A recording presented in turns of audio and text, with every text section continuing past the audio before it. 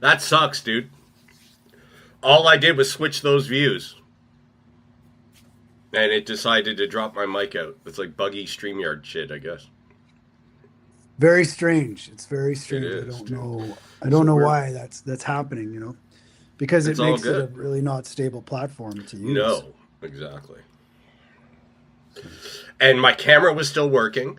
I could see that my mic was still connected because I could turn it on and off, even though, I mean, I can't hear it. You're the only one hearing it. So, Yeah. and you clearly weren't hearing me. So that sucks. It does suck. Yep. It's unstable, unfortunately. And where are you going live to right now? We're on YouTube. Okay.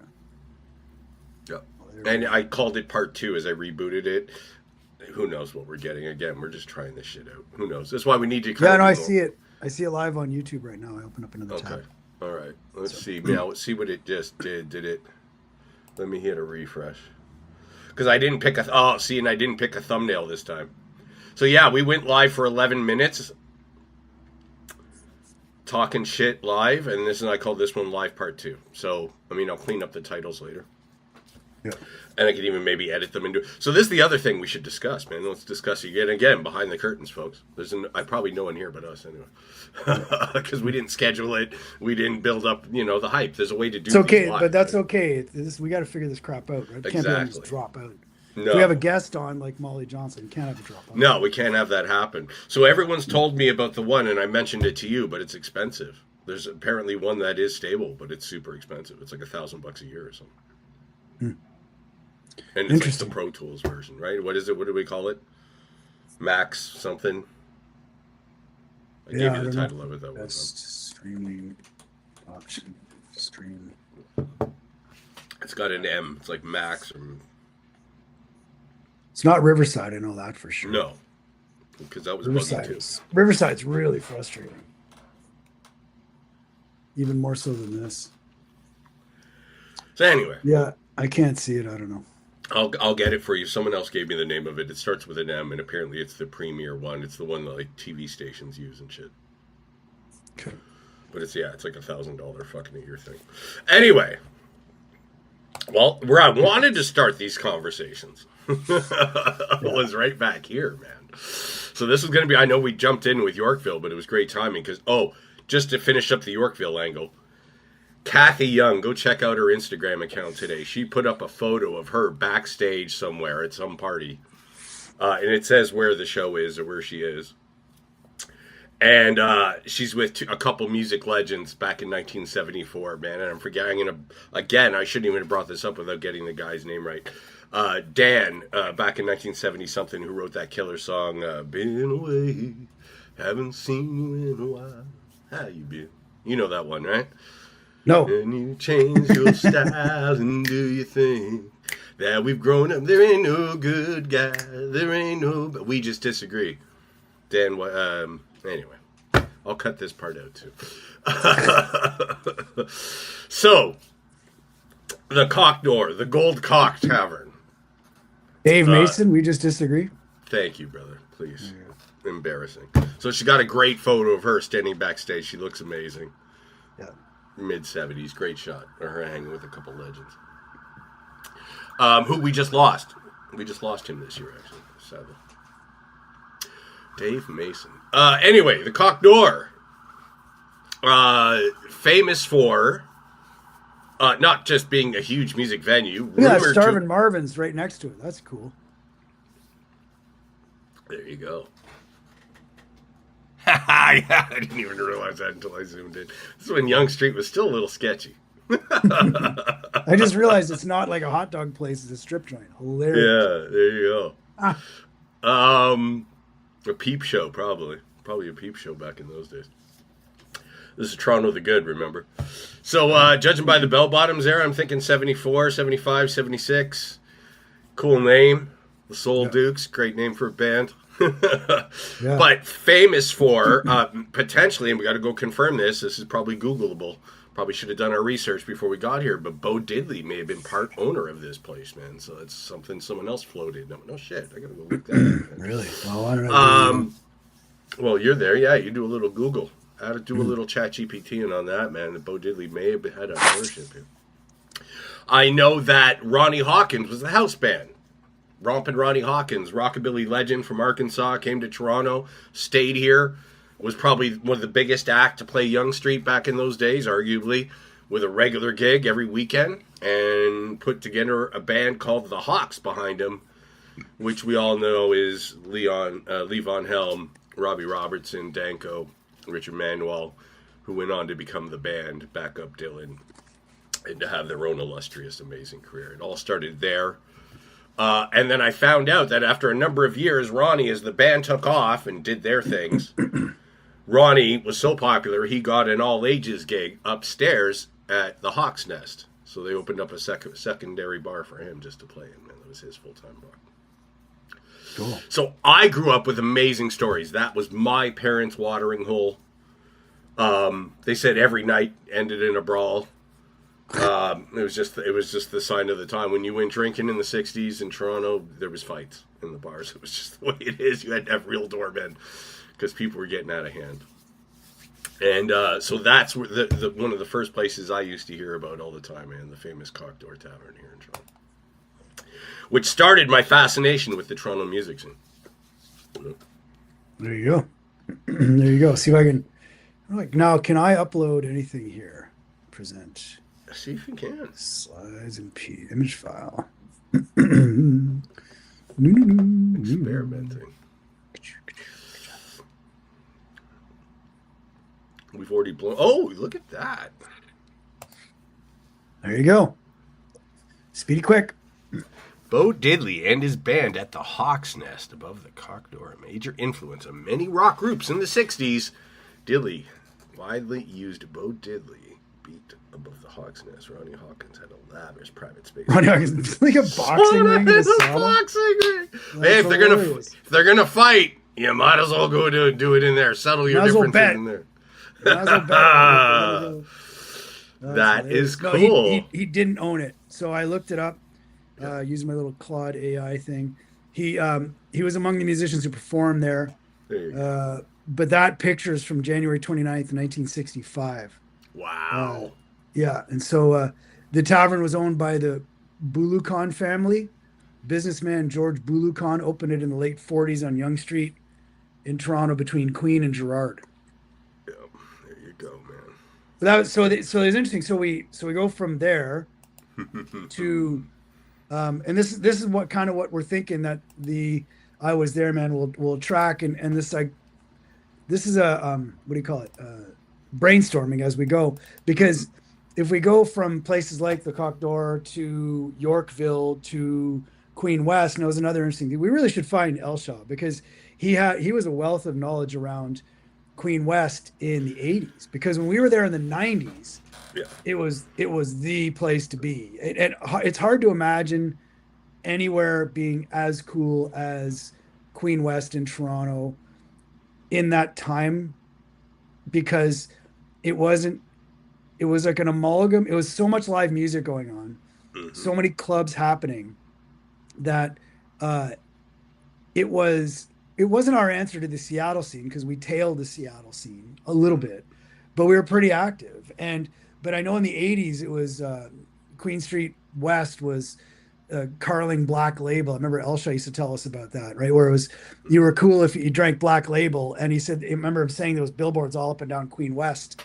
And there was City TV was there, just preceding Much Music with Speaker's Corner, uniquely Toronto things that happened. And it's interesting because I spent some time in Manhattan, and there are parallels between Toronto and New York City, and then Toronto and the Seattle scene. In terms of the musicality. And there's other groups, sort of just jumping around, but this is why we want to do this, is to kind of bring it together in one space. Because there was another guy, Joey Vendetta, we've spoken of him in the past. We both would love to chat with him, because when we were in radio, he was the music director at Q107, the classic rock station. So he had a huge impact on the local music scene with, and that was the tail end. So that went so in my mind, not my mind, in the era, so the 60s was Yorkville, with all the hippies going down to Yorkville with like we just mentioned earlier, the Neil Youngs of the world and Joni Mitchells of the world and Leonard Cohen's. And then the 70s were kind of, an abomination musically. It'd be interesting to find out what happened in Toronto. I know exactly what happened in Toronto. That's why I wanted to hop in there, man. So, our kick at the can in the late 80s, early 90s, because it started a little bit before you and I turned 19 on Queen West, was the second run of Queen Street. There was already a run of Queen Street in the late 70s. That was the punk rock scene in Toronto. That's the famous Last Pogo at the Horseshoe was 79. And well, that was what Elsha used to talk about, right? And that was the end. That marked the end of the punk rock era. So Queen's main scene was the punk rock thing from, say, 77 till, like, 82, But mentally, and the only thing that's left there is the Peter Pan is still standing there, man. I saw it a few months ago, dude. The owner never sold out, and he's never given in. He's still hanging on, barely. But that was the place that all the punkers went to go drink after their shows, right? So, and the punks moved in because Queen West was kind of downhill in the 70s. It was a bad, kind of sketchy, kind of ish part of town, man. And they took it over, and that was the first cool run of Queen West. Our wave that came along in 1990 was kind of moved back in. The kind of punks, if you will, took it back over, though we were dressed a little differently. We didn't have as many pins and holes in ourselves as they did, I guess. Although we did the body piercings. I don't know, man. I did. The body piercings did come. I wanted to hop in there and just interject. There was a scene there for us, a music scene. Yeah, and remember Lori Yates talked about, she brought something up that was really that I didn't know about. Literally the Cowboy Junkies. So there was that scene on Queen West of the country music artists coming.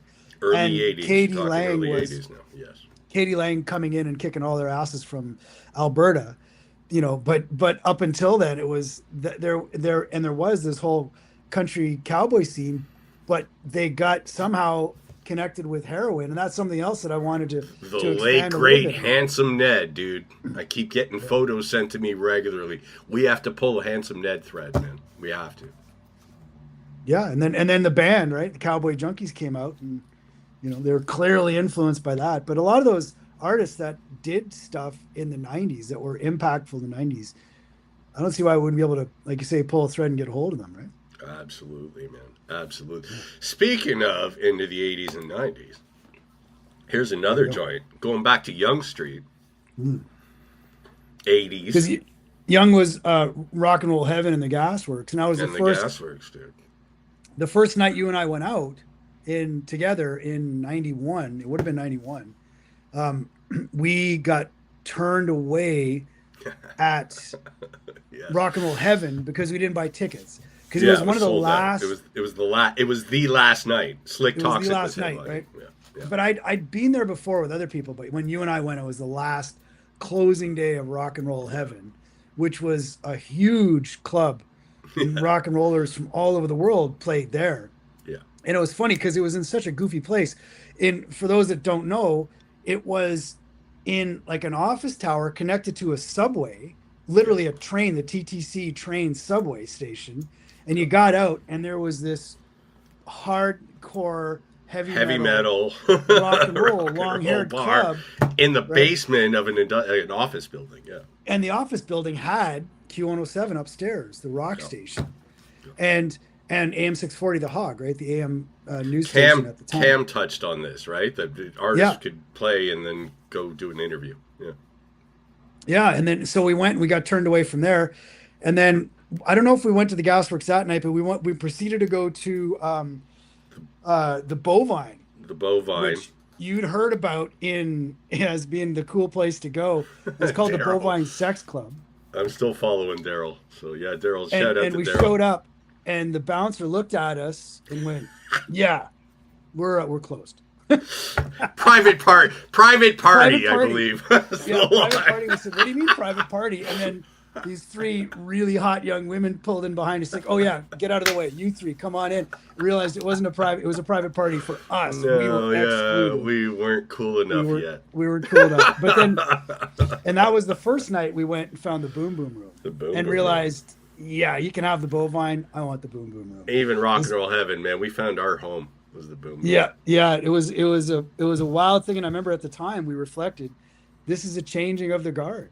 This is going from Motley Crue to Nirvana on a very grassroots level. The nightclubs have shifted from the '80s hair guys From to hair now our bands to generation. Nirvana happened like that. Soundgarden. It was wild, and being there, and I remember at the time thinking, wow, Kurt is this, second coming, and it's an interesting thing because I remember the same guy, Keith Elshaw, calling bullshit. He's like, yeah, they're calling him the Beatles. He's not the goddamn Nirvana's not the goddamn Beatles.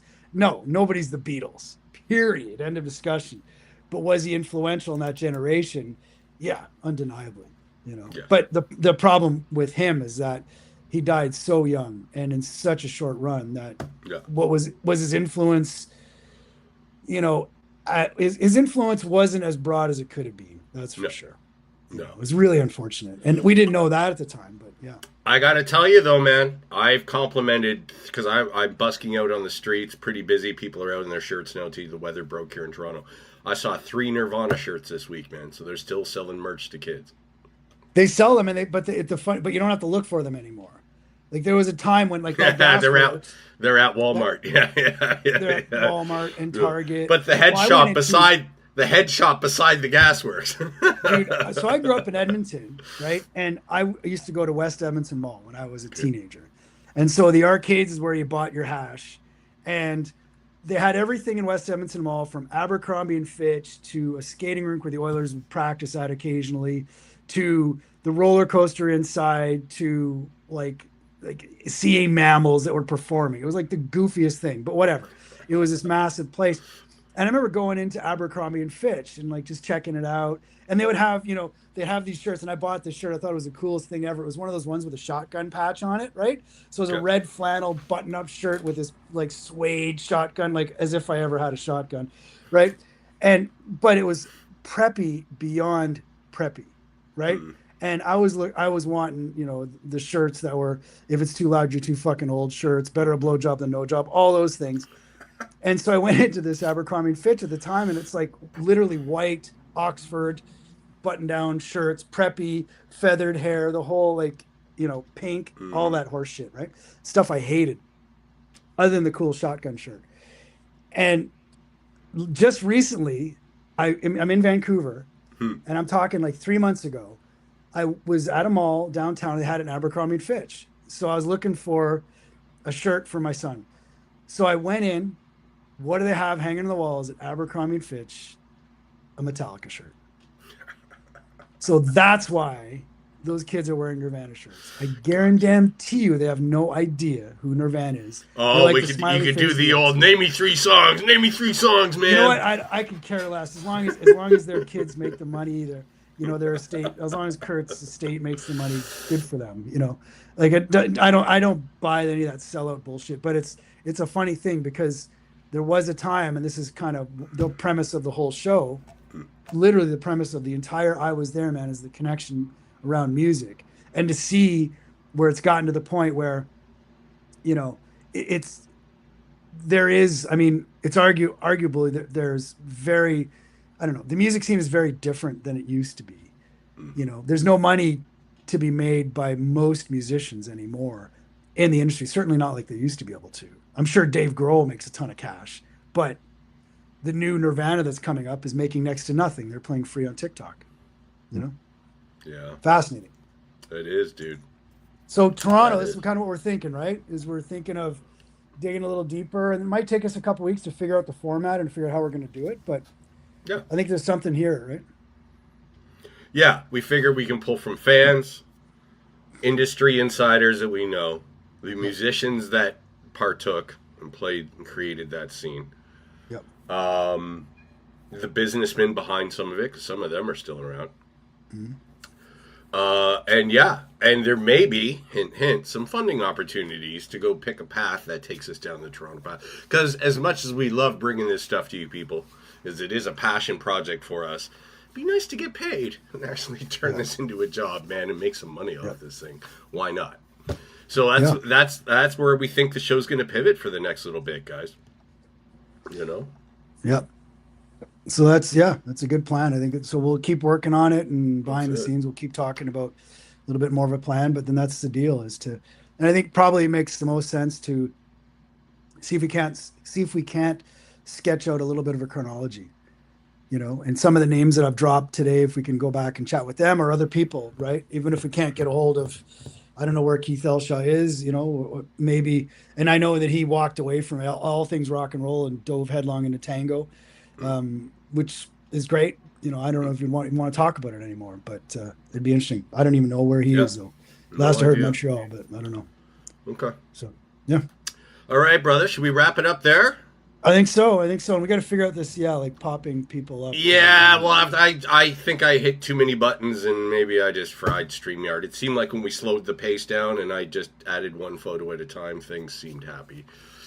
We'll figure this out. Kids are able to do this. We've got, two industry pros got to be able to figure this streaming thing out. There you go. All right, folks. Thank you. I'll probably end up taking these two lives, editing them together, and putting it out as an episode. So why don't we do that? Sure. Sounds good. Wicked, boss. Appreciate you for being there, folks.